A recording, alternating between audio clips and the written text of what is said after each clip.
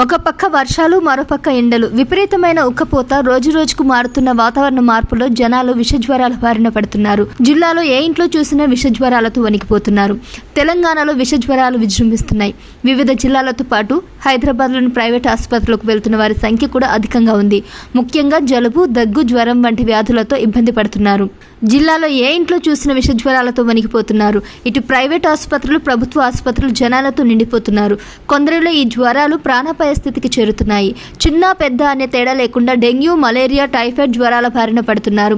వీటికి తోడు కాళ్ళు, కీళ్ల నొప్పులతో ఇబ్బందులు పడుతున్నారు.